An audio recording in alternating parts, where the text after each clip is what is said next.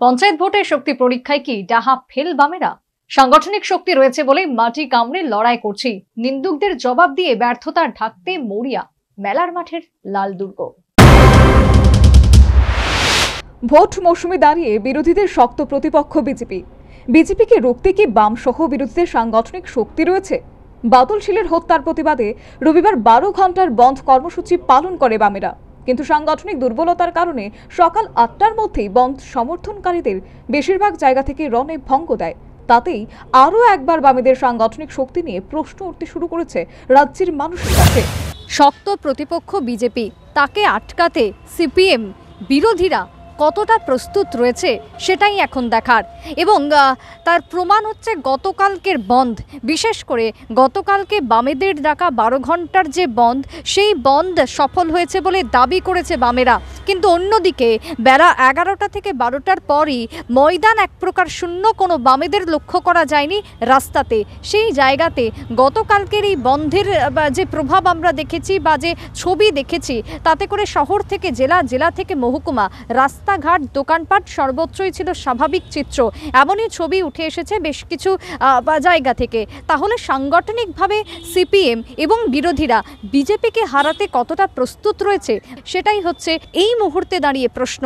রাজনৈতিক মহলের কাছে সবথেকে বড় প্রশ্ন হচ্ছে এখন সাংগঠনিকভাবে সিপিএম এবং বিরোধীরা কতটা প্রস্তুত। যদিও এই কথা মানতে নারাজ বাম কৃষক নেতা পবিত্র কর। আসুন শুনি এই বিষয়ে কি বলেছেন।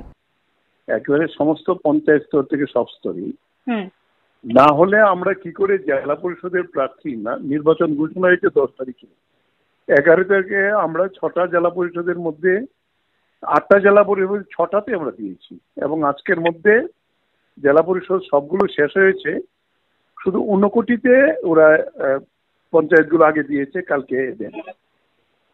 এবং আজকেও আমরা বিরাট মিছিল করে কুমারঘাটে আমরা জমা দিয়েছি 1-1.5 হাজারের মতো লোক হবে। সাবরুমে আজকেও এই আমাদের যে মিছিল, আমাদের সম্পাদক যতীন ছিলেন, অপোজিশন লিডার সামনে থাকা সত্ত্বেও ঢিল পাটকেল নিয়ে বিজেপি অফিসে ঢুকতে হয়েছে।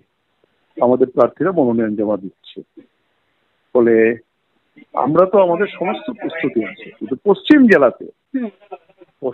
জেলা এবং পার্টলি সিপাহী জেলা ওরা ওদের সিদ্ধান্ত নিয়েছে আমরা যদি কোনো মনোনয়ন জমা দিতে না।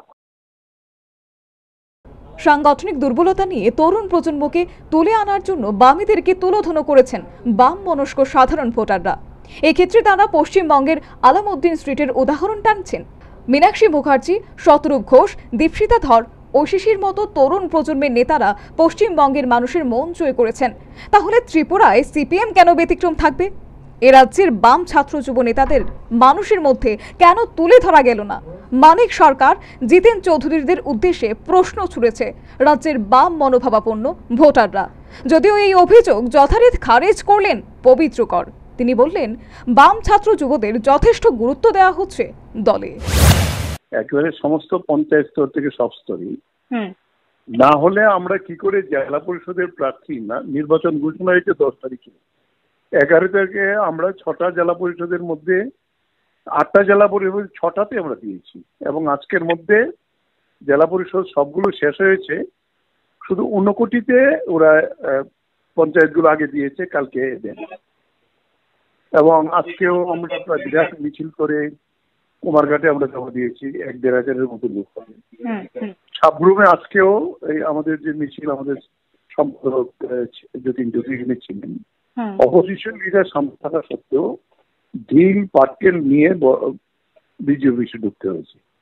আমাদের প্রার্থীরা মনোনয়ন জমা দিচ্ছে ফলে আমরা তো আমাদের সমস্ত প্রস্তুতি আছে, কিন্তু পশ্চিম জেলা এবং পার্টলি সিপাহী জেলা ওরা ওদের সিদ্ধান্ত নিয়েছে আমরা যদি কোনো মনোনয়ন জমা দিতে না। পঞ্চায়েত ভোটের নমিনেশন দাখিলের প্রক্রিয়া চলছে দিকে দিকে। আর এই পরিস্থিতিতে ধর্মনগর থেকে সাব্রুম অশান্তির আঁচ সর্বত্র, এমনটাই অভিযোগ উঠে আসছে বিরোধীদের। কিন্তু বিরোধীরা কতটা প্রস্তুত শাসক শিবিরকে রোখার জন্য, এই প্রশ্নের উত্তর কিন্তু খুঁজে চলেছে রাজ্যের মহল। একাংশ রাজনৈতিক মহল জানতে চাইছে তার উত্তর। কিন্তু অন্যদিকে বাংলার ছবি যদি আমরা দেখি, সেখানে সিপিএম বা বিরোধী কংগ্রেস বা অন্যান্য দল ক্ষমতায় ফিরতে না পারলেও ভোট পার্সেন্টেজে কিন্তু অনেকটাই এগিয়ে গেছে। সেই জায়গাতে ত্রিপুরাতে এখনো পর্যন্ত বিরোধীরা সেই পার্সেন্টেজে পর্যন্ত পৌঁছাতে পারেনি। কিন্তু কোথায় রয়েছে তার সেই সূত্র? ত্রিপুরার বিরোধীরা কি আদৌ সেই সমাধান সূত্র বের করতে পারবে ভোট পার্সেন্টেজে একটা নির্দিষ্ট অংশে পৌঁছানোর জন্য?